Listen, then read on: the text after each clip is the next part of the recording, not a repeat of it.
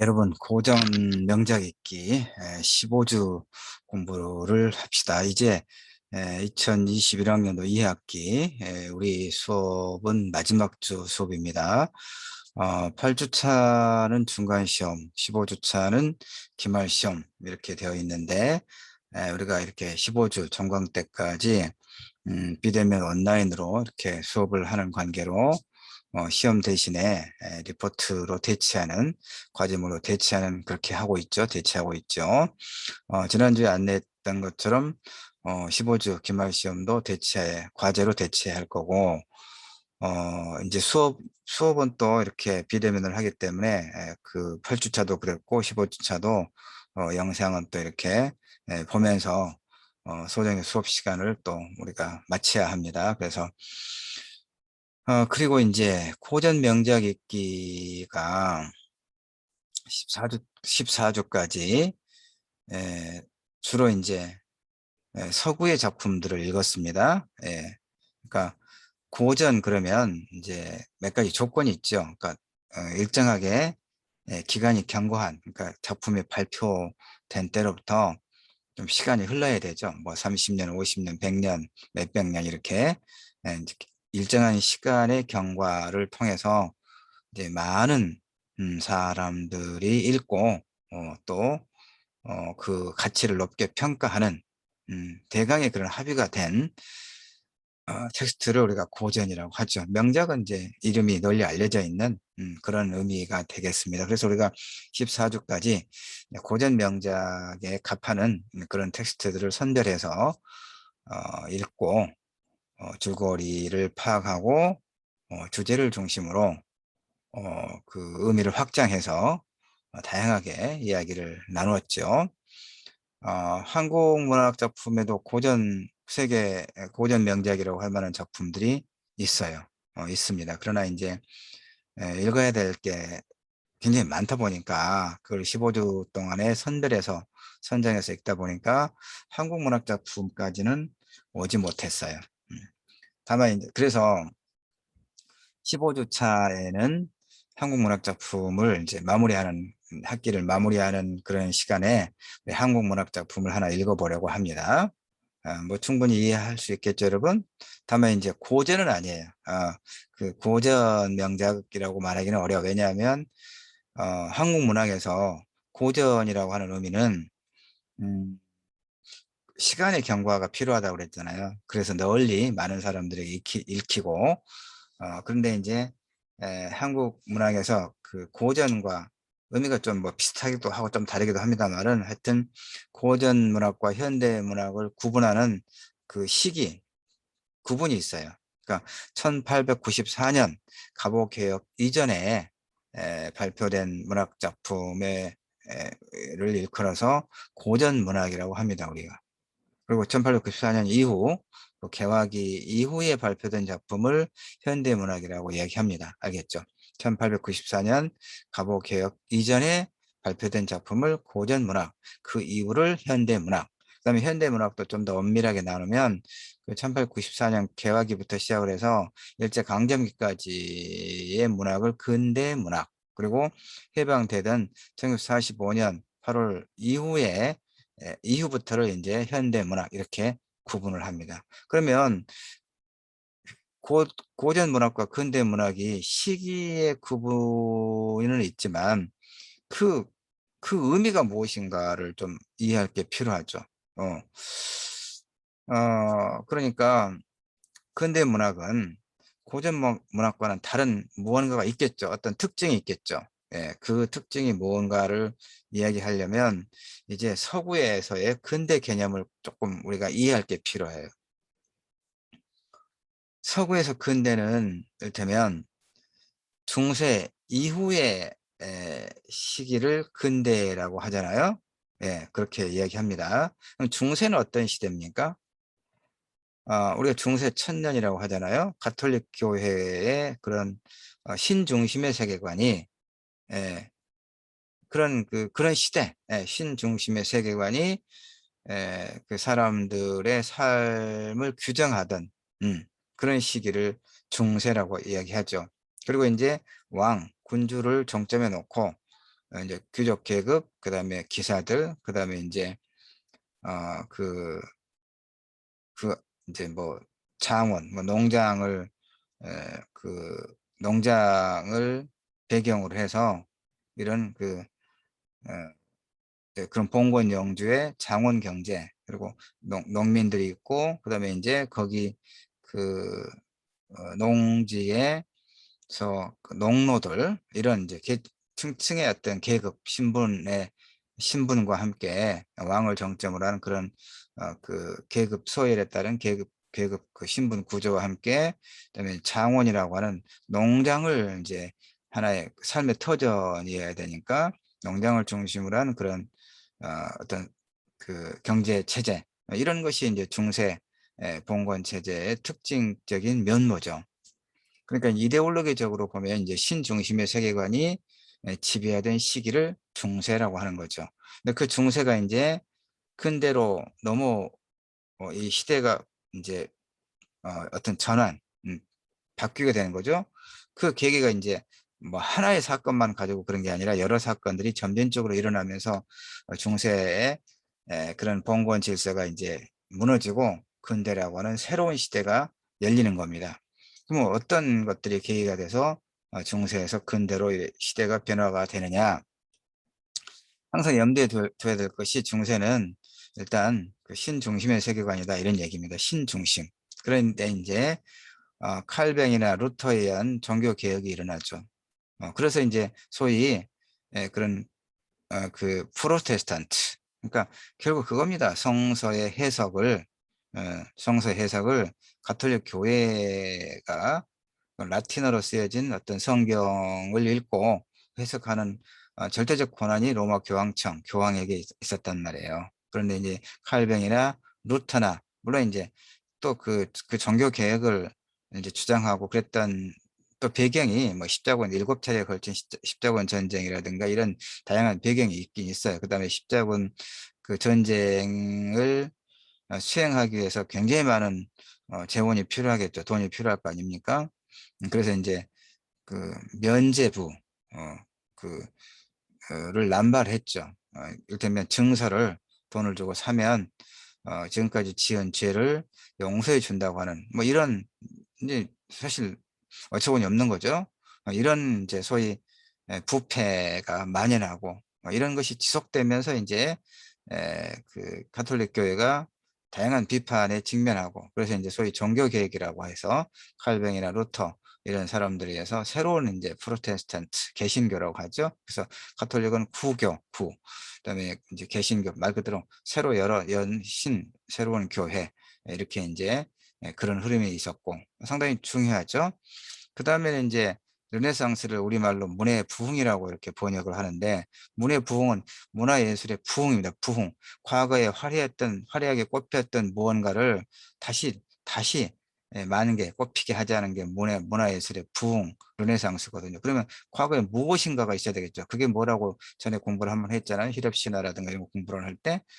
그러니까 히랍의 그 고대 그리스의 그 인본주의, 인간 중심주의의 그런 문화예술을 다시 되살리자는 얘기입니다. 신중심의 그런 문화예술 세계관에서 인간 중심으로, 인간의 이성 중심으로, 알겠죠? 그러니까 종교개혁, 르네상스, 그다음에 프랑스 대혁명, 왕을 단두대에서 이제 목을 잘라버리는 민중혁명, 응? 그리고 또 이제 그러면서 공화국이, 인권헌장이 발표되고 공화국이 공화국이 뭡니까? 인민이 나라의 주권을 행사하는 그런 왕이라든가 이런 절대 군주가 아니라 인민들이, 즉 그때는 이제 부르주아지죠. 신용 부르주아지, 즉 상인들, 그 경제력을 축적한 부르주아지 시민 계급들의 등장. 이것이 이제 근대 사회죠. 그다음에 또 하나, 그걸 이제 그 촉발시킨 그런 또 중요한 역사적 사건이 뭡니까? 영국에서 산업혁명의 성공, 수공업 생산에서 기계를 통한 대량 생산과 대량 소비의 시대가 열어간 거죠. 이걸 우리가 그동안에 고전 명작 공부하면서 이제 많이 언급했던 거였죠. 자본주의와 관련해서.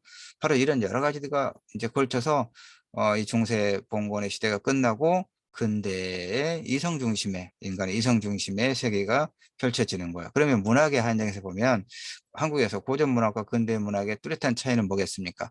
고전 문학에서 예를 들어서 여러분 춘향전이라든가 뭐 심청전 이런 그 소위 이건 고전 문학이잖아요. 고전 문학 작품을 잘 알고 있죠. 그러니까 심청전이나 춘향전과 같은 고전 문학에 나오는 인물들은 심청이고 춘향이고 그러잖아요. 이 심청이나 춘향은 한 개인이 아니에요. 개인이 아니라 심청 같은 경우는 그 어떤 절대적인 효를 강조했던 그런 시대의 이데올로기를 대표하는 인물이에요. 그래서 전형적인 인물이라고 합니다. 전형, 대표하는 인물. 그러니까 심청이는 하나의 독립된 개인이 아니라는 얘기입니다.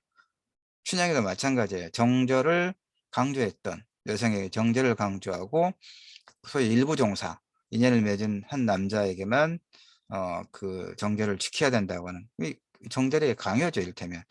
어쨌든 그런 이데올로기를 대표하는 그런 인물이죠. 물론 이제 춘향전의 경우는 또 이제 또 다른 복합적인 어떤 요소가 있죠. 예컨대 서민의식과 맞물린 그런 부패하고 무능한 그 양반 계층에 대한 어떤 비판적인 거. 그다음에 이제 그 이런 그 신분의 제약을 초월한 어떤 로맨스라고 하는 그런 이제 여러 가지 요소가 있어서 지금도 이제 하나의 그 문화상품으로 두루 국민들의 사랑을 받고 있습니다만 다시 이야기하면 이 춘향이나 심청은 하나의 개인이 아니라 그런 이데올로기를 대표하는 어떤 전형적인 인물이다라고 하는 거죠. 알겠죠? 무슨 얘기인지. 그런데 근대 문학이라고 하는 것은 바로 그 그러니까 사실 일상성의 어떤 구현, 근대 문학은, 그러니까 고전 문학은 소위 일상성이라고 하는 게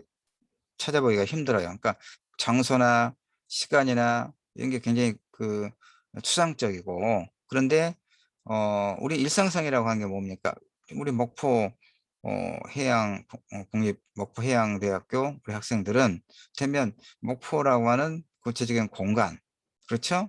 그리고 이제 뭐 우리 고전 문학의 시반은 1교시죠. 1교시하고 2교시. 그래서 매주 금요일 오전 9시부터 10시 50분 이런 식으로. D반은 11시부터 해서 또 뭐 12시 한 50분 이렇게 3교시, 4교시 이렇게 구체적인 시 공간이 우리가 활동하는 공간이라고 하는 일상성이라고 하는 것이 이렇게 공부를 하고 또 점심 때 뭐 학교 근처에서 식사를 하거나 근데 학교가 좀 그 주변에 그런 어떤 상가하고는 좀 멀어서 뭐 이제 하여튼 뭐 이런 일상성의 공간, 일상성의 구현, 시간과 공간과 이런 것이 일상성이라고 하는 거예요. 그러니까 고전 문학에는 그런 게 없어요.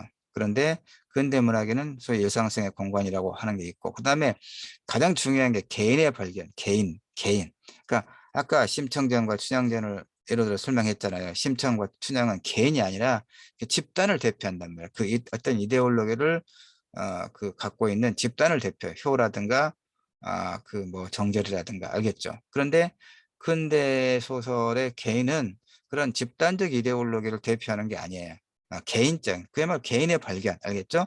일상성의 구현과 개인의 발견, 이것이 근대 문학의 핵심적인 특징이다, 이런 얘기입니다. 그래서 이제 그것이 개화기, 1894년 개화, 이제 그 무렵에 소위 이제 그 조선도 대한제국으로 이제 고종 황제가 그 아간 파천이라고 러시아 공사관에 1년간 피신해 있다가 이제 돌아와서 나라 이름을 이제 대한제국으로 그다음에 왕을 황제로 이렇게 이제 바꾸면서 개혁안을 이렇게 선포했거든요. 이게 1894년 이제 갑오 개혁이라고 이야기하는 겁니다. 그래서 낡은 중세의 그런 어떤 그 체제에서 근대적인 개화 계몽으로 나아가는 그런 시기를 기점으로 해서 어, 이제 의식이 달라지는 거죠. 그렇잖아요. 아까 서구에서 중세가 근대 의식이 달라졌잖아요. 그다음에 그 사회를 주도하는 계층이 달라지는 것이고 바로 그런 역사적인 맥락과 이 문학은 궤를 같이 하는 거예요. 왜냐하면 문학은 시대의 반영이기 때문에 그런 거죠.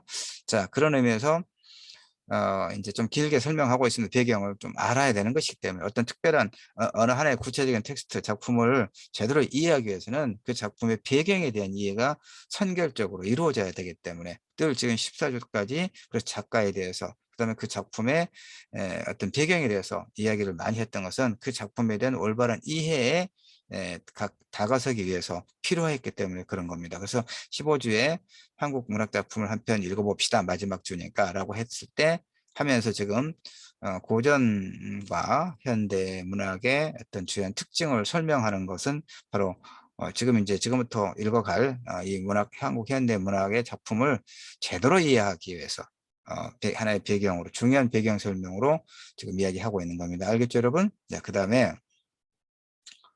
그런 거고요. 그래서 한국에도 이제 물론 이제 그래서 고전 명작이라고 하는 것은 아주 먼 시대적 어떤 그러니까 아주 오래전의 작품 그런 의미만 있는 건 아닙니다. 일정하게 시간이 지나면서 많은 사람들이 읽고 그래서 그 작품의 어떤 의미를 높게 평가하는 것 이걸 이제 고전 명작이라고 한다는 얘기입니다. 그런 의미에서 한국 문학 작품에서 고전 명작이라고 할 만한 게 있어요. 많이 있습니다. 그러나 이제 우리가 다시 이야기하지만 읽어야 될 게 많고 15주 동안의 짧은 기간에 선별해서 읽어야 되기 때문에 그동안에 서구 문학 작품 위주로 읽었다. 그런데 이제 15주 차는 어쨌든 뭐 한국 문학 작품을 하나 좋은 작품을 하나 읽자 이런 얘기입니다. 고전 명작은 명작이라고 할 수는 없지만 그래도 의미 있는 나름대로 의미 있는 작품을 한 편 읽어보자 이런 얘기입니다. 특히 이제 지금 조혜진 소설 지금 이번 주차에 15주에 1차시 2차시 나눠서 읽는 문학 작품은 한국 현대 문학 작품 중에서 조혜진 여성 작가입니다. 조혜진의 단편 두 편을 읽어요. 빛의 호의, 산책자 행보. 그다음에 이제 영화 벌새를 같이 한번 묶어서 공통된 주제가 있거든요. 지금 내가 써놨죠. 문학과 구원의 문제. 물론 그동안에 읽었던 작품들의 어떤 포괄적인 주제도 사실은 이런 문제일 수 있어요. 문학과 구원의 문제. 자, 그런데 어쨌든 15차는 조혜진 소설 빛의 호의와 산책자 행복 그리고 영화 벌새를 같이 묶어서 문학과 구원의 문제. 영화가 벌새인데 왜 문학이라고 하냐?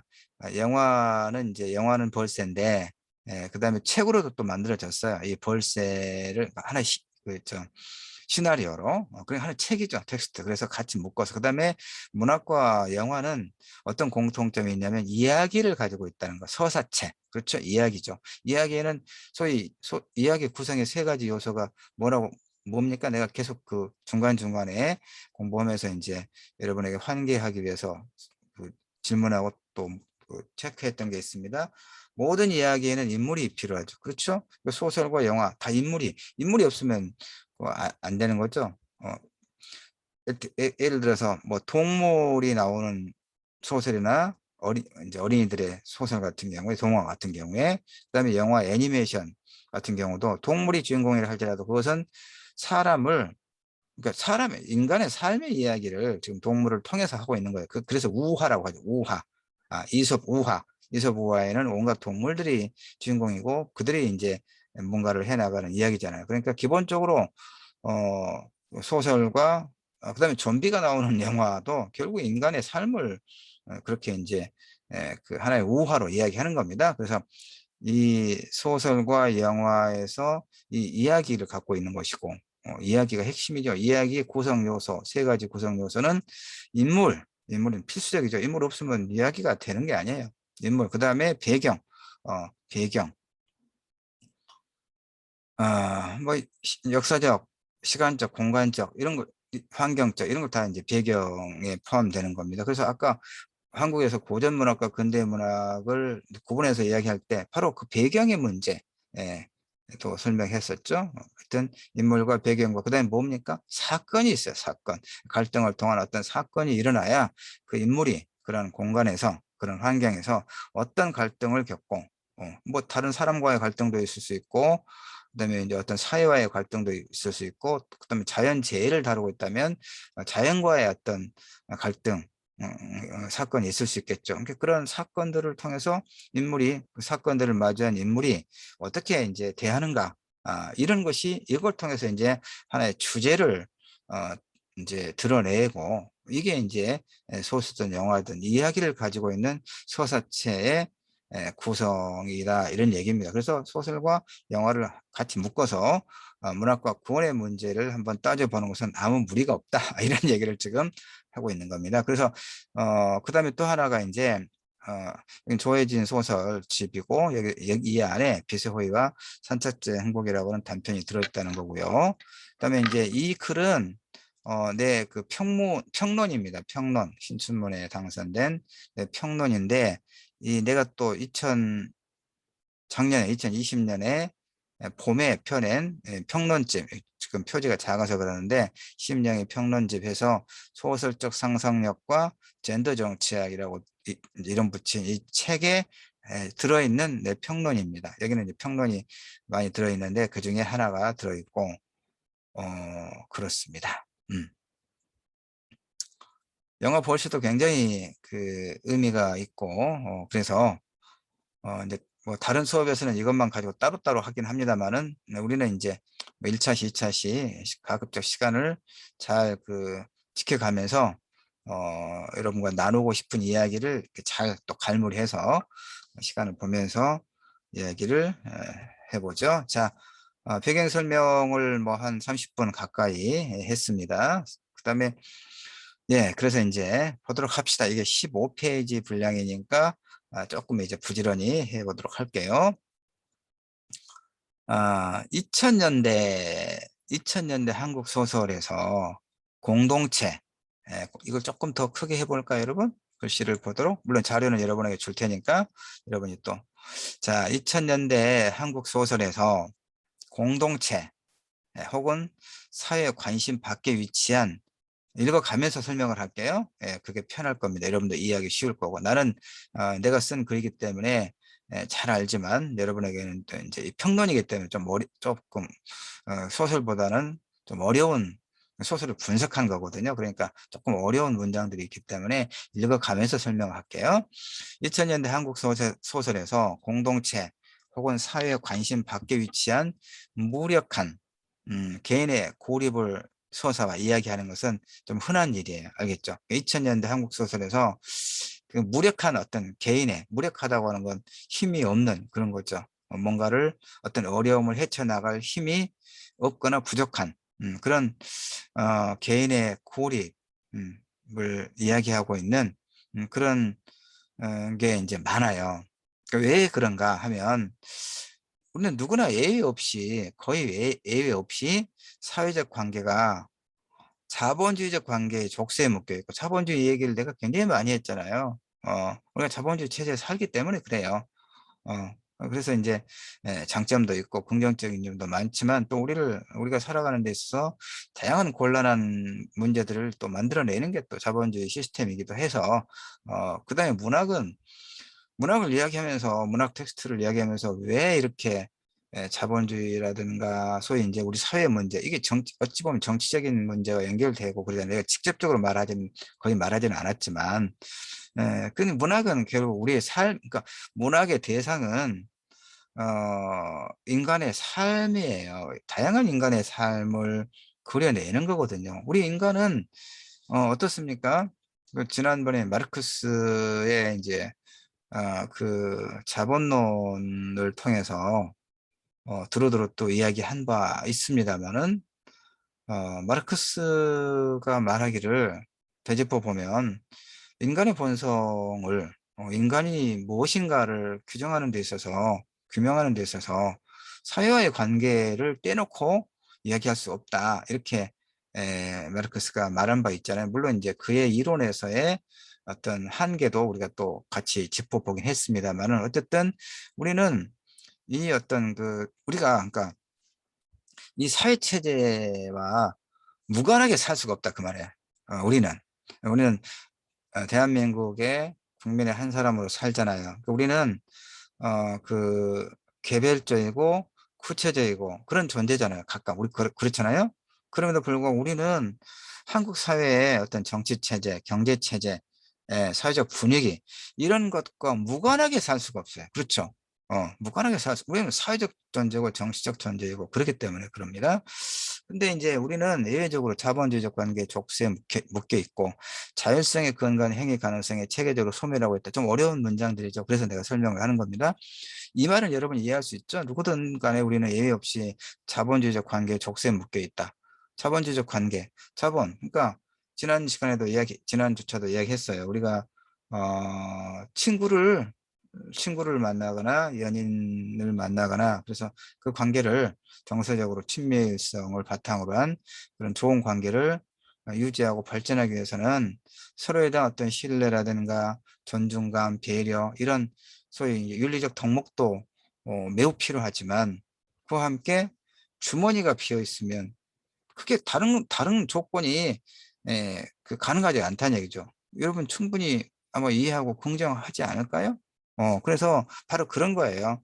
이 모든 관계가 우리 사회적 관계라고 하는 것이 내가 다른 사람과 맺는 그런 관계예요. 그렇죠? 학교에서 동료들과 선후배들과 그다음에 교수와 이런 학교만 한정하면 이런 어떤 사회적 관계는 자본주의적 관계의 적세 친구하고 예를 들어 설명했잖아요. 친구하고 뭐 차 한 잔 마시고 밥 한 번 먹고 또 저녁에 술 한 잔 마시는 것을 내가 맨날 돈을 내면 짜증 난다니까. 그렇죠?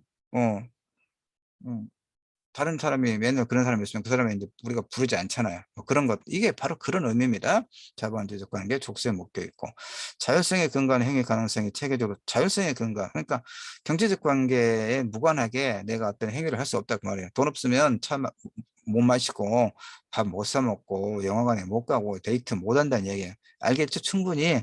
그러니까 물론 이제 이건 자본주의적 어떤 관계에서만 그런 건 아니에요. 모든 인간의 삶이 사실은 그렇게 구성이 되어 있잖아요. 예. 그다음에 근데 이것이 이제 2000년대에 들어서는 더 우리 한국의 현실에서는 다른 나라는 잘 몰라요. 내가 다른 나라에 살고 있는 것도 아니고 다른 나라도 비슷하기도 하고 좀 다르기도 할 거 아닙니까? 근데 우리는 한국에 살고 있으니까 한국의 현실적 조건 속에서 이야기하는 겁니다. 예. 자, 현실의 압력에 견디지 못하고 무력감 속에 빠져 허우적거리고 있는 비루한 현실을 반영하고 있는 소설대 인물들의 출연. 그러니까 이런 경우는 결국 이제 우리가 왜 이렇게 팍팍해졌냐 이 말이야. 한국 사람들의 삶이 왜 이렇게 팍팍해졌냐. 청년 실업이라든가 비정규직 노동이라든가 이런 다양한 어려움. 그다음에 불필요한 이제 남녀 간의 소위 2030 세대의 어떤 뭐 젠더 갈등. 예. 뭐 너 군대 가봤느냐, 너 뭐 임신의 고통을 아느냐 이런 사실은 이 본질을 벗어난 그런 소모적인 언쟁 이런 것들이 왜 돌출되고 있느냐와 관련돼서 분석을 하면 많은 학자들이 1997년 외환위기 우리가 IMF 사태라고 이야기하잖아요. 외환위기 이후에 경기 침체와 노동시장의 유연화, 고용 및 경제적 불안 그로부터 발원한 일상적 삶의 위기가 바로 우리 삶이 이렇게 팍팍해진 근원적인 어떤 요인으로 보는 거예요. 지난 시간에도 이야기했을 거예요. 이 97년 소위 IMF 이후에 이제 그 대량 실업과 그다음에 그 이후에 이제 이렇게 다시 회복되는 과정에서 비정규직의 양산, 예. 그래서 노동 계급 간의 어떤 또 어떤 서열화, 계층화가 또 분화되기 시작하고,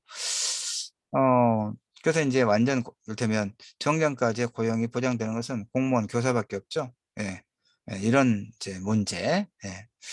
그러니까 경제적인 어떤 그 불안이 항상 우리한테 있다 있는지 그러니까 굉장히 이제 예민하고 경쟁은 더 치열하고 그런 문제가 있다는 얘기입니다. 그래서 이걸 97년 체제라고 이야기합니다. 이렇게 97년 체제로 규정된 외환위기 이후의 삶이라고 하는 것이 무한 경쟁에서 살아남기 위한 그런 어떤 경제적 생존과 이 사전에 이제 이건 소설이고 소설이 이 글이 실려 있는 평론집이고 그다음에 영화 벌새의 주인공 은희 중학교 2학년 여자아이 이제 그 캡처한 화면이 지금 여가 붙어 있습니다. 자, 경제적 생존과 무차별한 과시가 지배하는 공간에서 살아남기 위한 사회적 생존, 질병과 죽음을 넘어서 오래 살고자 하는 생물학적 생존이 지배하는. 자, 조금 어려운 문장이 길으니까 이제 우리가 마주하고 있는 세 가지 어려움이 있다 이거예요. 뭐냐면 경제적 생존, 그렇죠?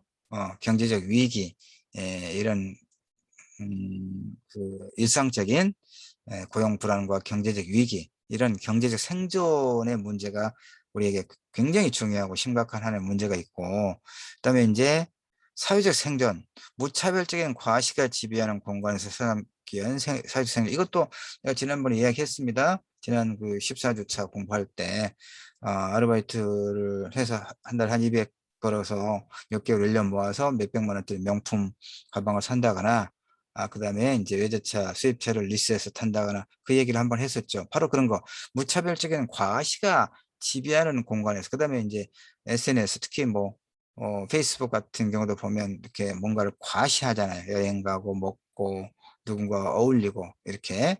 그것이 진실인지는 모르겠지만 어쨌든 과시하는 공간, 이걸 통해서 상대적 박탈감을 느낀다거나 소외감을 느끼는 사람들이 굉장히 많다, 이런 이야기 했었잖아요. 바로 이런 사회적 생존.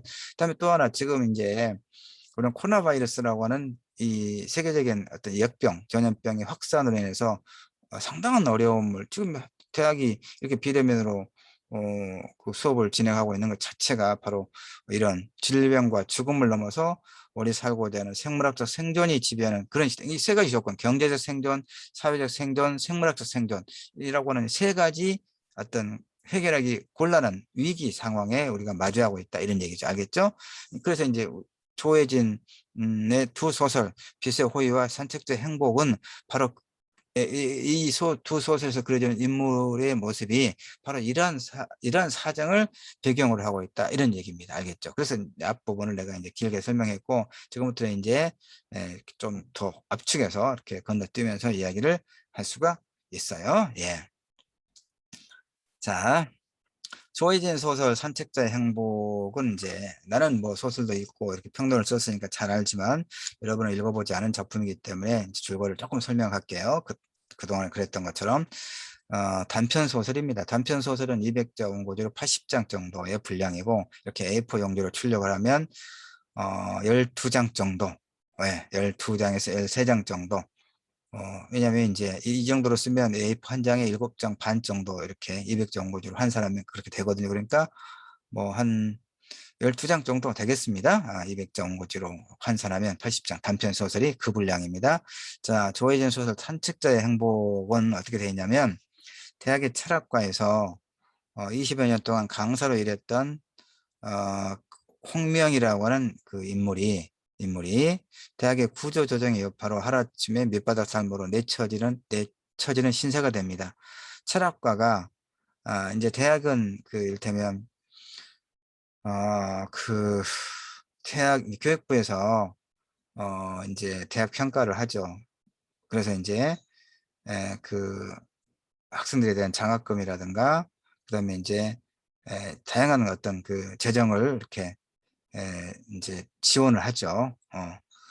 학생들이 내는 그 등록금만 가지고는 이제 대학이 본래의 기능인 뭐 학문의 연구라든가 또 다양한 어떤 이제 역할들을 충분히 해내기는 어렵기 때문에 이제 교육부에서 국가 재정을 가지고 이제 지원을 하는데, 그렇게 하기 위해서는 일정한 조건을 충족해야 돼요. 그래서 그 평가 지표 중에 하나가 또 중요한 게, 우리가 이제 취업난이 힘들기 때문에, 어려운 문제이기 때문에 학생들의 취업률을 또 배점을 좀 많이 주고 있는 상황이에요. 그런데 철학과는, 물론 우리 이제 국립해양대학교는 조금 이제 그 이를테면 뭐 전남대학교처럼 그 어떤 종합대학이어서 뭐 인문계열, 사회계열, 뭐 이공계열, 자연계열, 뭐 이렇게 예, 다 있는 건 아니죠. 그러니까 우리는 교양과정부를 통해서 이제 고전 명제 읽기과 같은 이런 인문학적 그 소양을 쌓기 위한 이제 과목을 운영하고 있죠. 철학과나 국문과 이런 이제 그런 학과가 있는 건 아니고, 교양과정부에서. 그런데 이제 이런 전남대학교 같은 4년제 종합대학은, 전남대는 이제 공립대지만 또 이제 우리나라는 사립대학이 굉장히 많으니까 80% 이상이 사립대거든요. 그래서 이 이제 철학과를 졸업하고 나면 우리가 문송하다고 하잖아요. 인문학을 공부해서 전공해서 취업을 제대로 못하니까 부모님에게 죄송하다, 문송하다 이런 말이 한참 유행을 했잖아요. 그래서 이제 대학들이 소위 이제 학과를 통폐합을 합니다. 사립대학, 국립대는 그렇게 하지 않죠. 국가가 이제 다 그 재정을 지원하니까 국립대는 또 그래서도 안 되는 것이고 이런 기초학문을 없으면 안 되는 거니까. 근데 철학과는 이제 사립대학에서 철학과는 취업률이 좀 낮다. 그러니까 교육부의 그런 평가 지표에서 낮은 점수를 받는다. 그러니까 철학과를 없애는 거예요.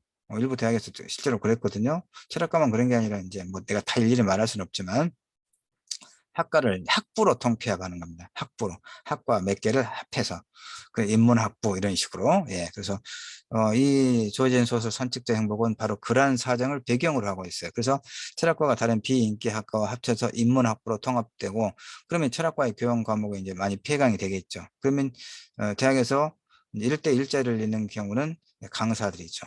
예. 전임 교수는 이제 그 정년까지 신분이 보장이 되거든요. 근데 물론 이제 요즘에 전임 교수도 이제 계약직으로 많이 뽑아서 이렇게 2년, 3년의 계약 기간이 되면 다시 재계약을 하고 이제 그런 이제 그 교수의 그런 고용 형태도 굉장히 다양합니다. 여러분이 다 알 수 없을 만큼. 음.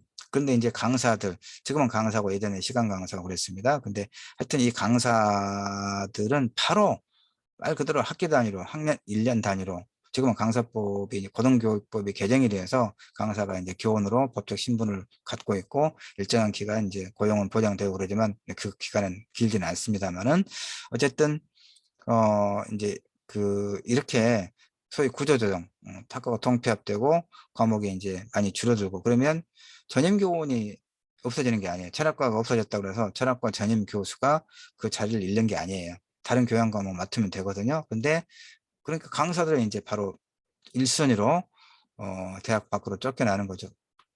과목이 없어지면 바로 이제 대학 그 강사는 신분이 법적 신분이 없었기 때문에 그래서 이제 이 조혜진 소설 선택자 행복은 바로 그런 배경을 갖고 있고 그래서 결국 대학이 그 본래 책무와 무관하게 기업이 요구하는 기능 인력 양성소가 된 지 오래됐죠. 그러니까 자연스레 학생들이 취업에 별로 도움이 되지 않는 인문계열 학과는 통폐합되고 그 과정에서 이제 요 얘기 많이 했습니다. 어쨌든 쭉 넘어가고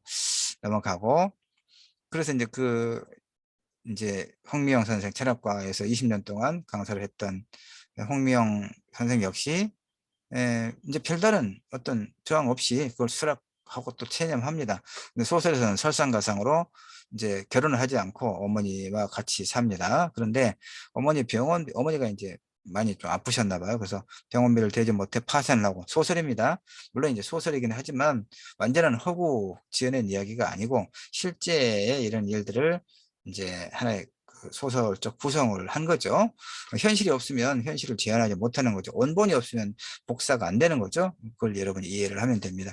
이 소설이 실제 이야기 그대로는 아니지만 실제와 매우 닮은 이야기죠. 예, 일종의 반영이니까. 그래서 이제 그 어머니 병원비를 대지 못해 파산을 합니다. 그러니까 있는 집 다 팔고, 그러니까 왜냐하면 중증에 걸리면 우리나라 의료보험 제도가 잘 돼 있습니다. 그럼에도 불구하고 비급여 항목이 굉장히 많죠. 비급여 항목이 굉장히 많고 이것도 뭐 일일이 내가 그 시간이 없어 그 말까지는 뭐 다 못하겠습니다만은 그 개인이 아무리 이제 의료보험이 잘 돼 있고 국가가 의료보장이 일정하게 그 시스템은 잘 돼 있지만 비급여 항목이 많은 그런 어떤 병에 걸리면 그야말로 가산이 탕진하는 거죠. 그래서 하여튼 그 어머니 병원비 때문에 파산합니다.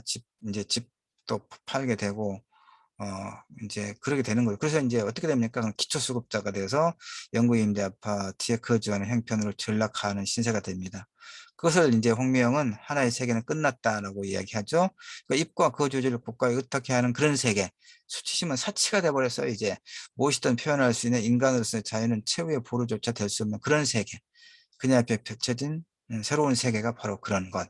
아, 그렇다고 해서 이제 생을 포기할 수는 없잖아요, 일단. 그러니까 홍미영 선생은 뭘 하냐면, 임대 아파트가 있는 MC에서, 어떤 조그만 시에서 자정부터 새벽 6시까지 일주일에 3번씩 편의점 아르바이트를 합니다. 아, 편의점에 들리는 손님들로부터 가끔씩 혹시 홍미영 교수님 아닙니까? 라고 질문을 받지만 그녀는 이제 아니라고 고개를 젓죠. 왜? 지금은 교수가 아니기도 하고 또 이제 이게 참 매 학기 강의가 끝날 때마다 이제 학생들한테 이 홍미영 선생이 이렇게 이야기했어요. 생존은 스스로 해결하되 세상이 인정하고 우대해주는 직업에 연연해 하지 마라. 눈 가린 말들처럼 정해진 트랙을 달릴 필요 없다. 그러니까 내가 이제 1차 시에 2차 시에 우리 수업에서 사르트르의 구토를 이야기하고 실존주의를 이야기하고 주체적 삶을 이야기하고 다른 소설들을 공부하면서도 계속 그런 얘기를 많이 했잖아요. 그러니까 홍미영 선생도 수업이 끝날 때 자신의 학생들에게 그와 비슷한 이야기를 지금 했잖아요. 눈 가린 말들처럼 정해진 트랙을 달릴 필요 없다. 당신들이 여러분들이 좋아하고 잘할 수 있는 그런 일을 하면서 자신만의 어떤 주체적인 삶, 자신이 행복한 삶, 음, 부모가 원하고 주변의 시선에 갇혀서 타인은 지옥이다와 같은 그런 어떤 시선의 억압에 얽매이지 말고 자신이 진정으로 행복한 삶을 살도록 해라. 이렇게 늘 했던 얘기죠. 그런데 그녀의 신세가 지금 이런 말들은 일종의 헛소리가 되어버린 거죠. 자신의 신세가 지금. 그렇죠. 그래서 지금 보면 소설을 보면 이제 편의점 사장, 아내는 사별하고 장성한 아들은 미국에서 결혼해서 지금은 혼자 살고 있다는 편의점 사장의 그늘 아래에 아늑한 침대와 자족적인 식탁을 남몰래 탐하곤 하는 그런 신세가 되어버렸어요. 그런 탓에 그녀가 전광무력 학생들에게 했던 이 말들은 이제 존재와 신념을 모두 부정하는 배교자의 언어로만 남아있다. 이런 얘기입니다. 자, 이 소설에서 홍미영이라고 하는 주인물의 상황이 어떤 것인지 여러분 충분히 이해됐죠? 자, 그 다음에 문학에서의 문학과 구원의 가능성이라고 하는 주제를 놓치지 않고 이야기를 듣는 게 좋습니다. 물론 내가 좀 더 설명을 하겠습니다만은, 그다음에 이제 홍미영을 이제 불안정한 신분이나마 대학 강사에서 도시 편의점 야간 아르바이트 유치로 전락한 데는 아까 이야기했습니다. 신자유주의도 지난번에 이야기했습니다. 학문의 영역마저도 실용적 가치, 그 생산성, 이것도 이제 그 몇 주 차에 우리가 공부했습니까? 어, 우리가 5주 차에 카프카의 변신을 공부할 때 그 얘기했죠. 어, 생산성, 효율성만을 추구하는 이윤을 창출할 수 있느냐의 기준으로 그때 그 변신에서 음, 그 잠자 그 앞에가 뭐였습니까? 그레고리오 잠자가 벌레로 변하면서 유용한 존재에서 쓸모없는 무용한 존재로 변하면서 가족에게서 배척받고 죽음에 이르렀죠. 그때 이야기 많이 했잖아요. 바로 그거예요. 그게 자본주의적 생산 양식. 네, 그러니까 이 대학에서 철학과를 없애버리고 홍미영 선생 20여 년 강의를 했던 그 대학의 철학과에서 이제 밖으로 밀려나서 할 게 없죠. 20년 그동안에 공부를 하고 한 20년 공부해서 철학과 강사 돼서 한 20년 동안 또 강의를 하고 그것밖에 없죠. 한 40년 동안 철학만 공부했는데 어디 가서 뭘 하겠습니까? 그러니까 그다음에 이제 어머니의 병원비를 대느라고 집도 파산하고 그래서 지금 이제 편의점 아르바이트로 밤중에 이렇게 새벽까지 일을 하고 있는 그런 처지로 전락하는 거죠. 자, 그런 상황이죠. 그런데 이제 다른 인물이 하나 나옵니다. 근데 어떻게 이제 홍미영이 이 삶을 견디느냐, 이게 초점입니다. 이 부분에서. 그 메이린이라고 하는 이제 여성 인물이 나옵니다. 메이린은 이제 중국 유학생인데, 한국에 와서 공부를 할 때 이 홍미영 선생의 이제 수업을 들었던 소위 제자입니다. 근데 이 메이린은 지금은 이제 독일에 유학을 가 있어요. 독일에서 이메일을 자꾸 이제 보냅니다. 이 홍미영 선생에 관한 이야기를 듣고 보냅니다. 그래서 여기 나와 있죠. 메이린은 홍미영과는 달리 자발적 선택에 의해 독일 유학을 갔죠. 누가 가라고 떠민 건 아니죠. 스스로 간 겁니다. 한국에서 공부하고 다시 독일로 공부하러 간 겁니다. 그러나 홍미영과 비슷한 종류의 불안의식을 가지고 있어요. 왜냐하면 현재 이렇게 씁니다. 메일에 해변에 버려진 종이 상자처럼 파도가 밀려올 때마다 조금씩 무너지고 있다. 이것은 독일에서는 한국 사회에서도 마찬가지였고 독일에서도 메일이는 중국 유학생인 메일이는 이방인이잖아요. 그렇죠? 다른 사람과의 진정한 어떤 관계를 만들어가지 못하고 주변에서 떠돌 수밖에 없는 그런 이방인이죠. 그래서 진정한 유대관계에서 이방인으로서 진정한 유대관계의 부재에서 오는 고독과 불안의 감각이 그녀를 지배하고 있습니다. 그 다음에 또 하나, 루카스는 좀 넘어가고요.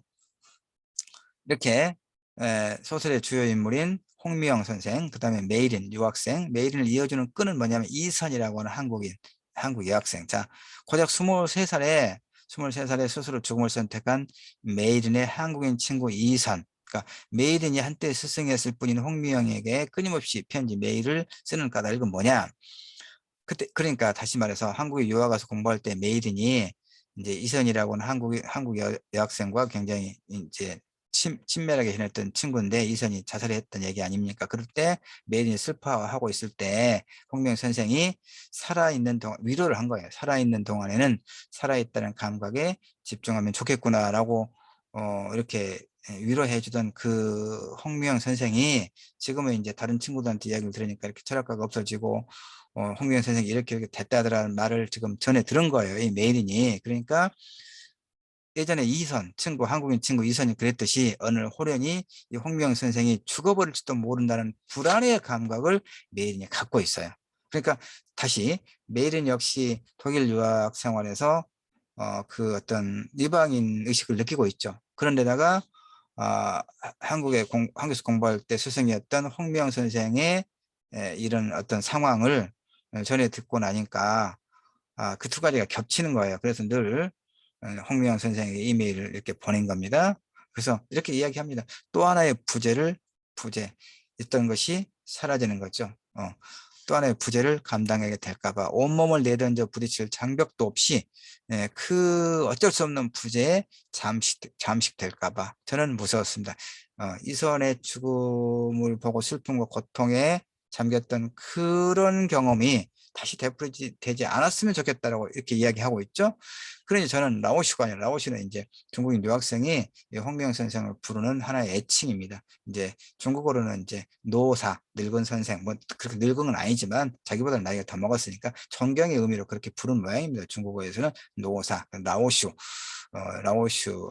그래서 저는 이제 중국어 발음으로 라오슈가 아니라 제게 닥칠지 모를 가상의 고통을 걱정한 것입니다. 라고 이야기하죠. 그러니까 메일인이 홍미영에게 끊임없이 편지를 쓰는 까닭은 그 자신의 불안한 삶을 견디기 위한 방편이기도 하죠. 그러니까 이것이 중요합니다. 이 두 사람과 관련해서 기억할 만한 이가 아무도 없는 삶이라 얼마나 끔찍하겠어. 그렇죠. 기억할 만한 이가 아무도 없는 삶이란 얼마나 끔찍할 것인가. 자, 남은 문제. 이제 1차씩 거의 끝나갑니다. 홍명의 절규. 새벽 6시에 편의점 사장과 교대한 후에 그녀는 길을 가다가 아직 그 날이 완전히 밝진 않았죠. 새벽이니까. 그 어두움이 아직 남아 있는데 길을 가다가 집을 향해 가죠. 목줄이 풀린 개 한 마리가 자신을 쫓아오는 것을 느끼고 필사적 힘으로 도망을 갑니다. 골목이 끝나고 아파트 단지 입구가 저기서 보이는 거죠. 그 아파트 안으로 들어가면 경비실이 있을 것이고 경비실에서는 이 개를 쫓아줄 누군가가 있을지 모르죠. 그러나 먼 곳에서 조명을 밝히고 있는 경비실을 보았으면서도 그녀는 홍명 선생은 앞만 보고 그냥 달립니다. 그래서 아파트 단지 입구로부터 멀어져 갑니다.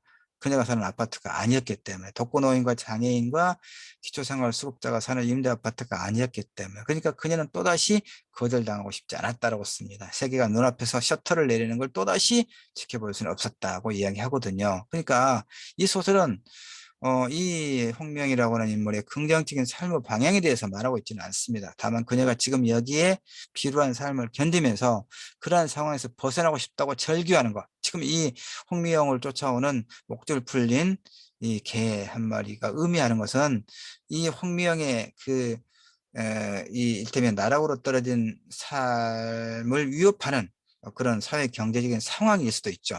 그다음에 심리적으로 어떤 좌절하고 있는, 좌절감에 젖어 있는 그런 무식을 말하기도 해요. 그러니까, 그런데, 그, 목줄 풀린 개가 쫓아오고 있는데, 그 개로부터 도망가죠. 필사적인 힘으로 도망가죠. 그건 살고자 하는 절규죠. 아직 그 생에 대한 희망을 아직은 포기하지 않았다는 거. 이것만이 이 소설에서 거의 유일한 어떤 긍정적인 측면이 있다. 이렇게 볼 수 있어요. 알겠죠? 그다음에 이제 독일 아까 메이린이라고 하는 중국 유학생이 독일에서 만난 루카스라고 하는 이제 그 이방인에 관한 이야기는 그냥 시간이 충분하지도 않은 데다가 굳이 또 말하지 않아도 지금 이 소설의 주제의식은 설명된 것 같아서 그 얘기는 하지 않고 넘어가도록 할게요. 그래서 지금 이제 우리가 어떤 소설을 읽었습니까? 조혜진 단편 소설 중에 하나 산책자 행복을 지금 읽었습니다. 그래서 이제 다음 2차 시에는 우리가 지금 어떤 소설을 읽기로 했습니까? 조혜진 소설 산책자 행복과 빛의 호의를 읽기로 했단 말이에요. 지금 산책자 행복을 읽었고 2차 시에 빛의 호의를 읽을 겁니다. 그러면서 이제 같은 주제, 공통된 주제. 그러니까 산책자 행복은 이 홍미영이라고 하는 인물의 어떤 전망에 대해서는 사실 긍정적이라고 할 만한 게 거의 없죠. 아까 이야기했던 것처럼 목줄이 풀린 개가 쫓아오는데 그로부터 멀리 필사적인 힘을 다해서 달아나려고 하는 것으로부터 삶에 대한 절규를 이제 우리가 좀 알 수 있는 거 그것밖에 없죠. 근데 빛의 호의는 좀 더 긍정적인 측면이 많이 있고요. 영화 벌스 역시 그러합니다. 그래서 2차 시에 빛의 호의를 읽고 그리고 영화 벌스를 읽으면서 이 세 편의 텍스트의 공통적인 주제, 문학은 어떻게 우리를 구원할 수 있을 것인가 또는 우리는 무엇으로부터 구원을 얻을 수 있을 것인가에 관해서 이제 2차 시 마지막 부분에 결론을 내리도록 하겠습니다. 자, 여기까지 해서 일단 우리 고전 명작 읽기 15주 1차 시 수업은 마치겠습니다. 잠시 쉬었다가 2차 시에서 이어가겠습니다.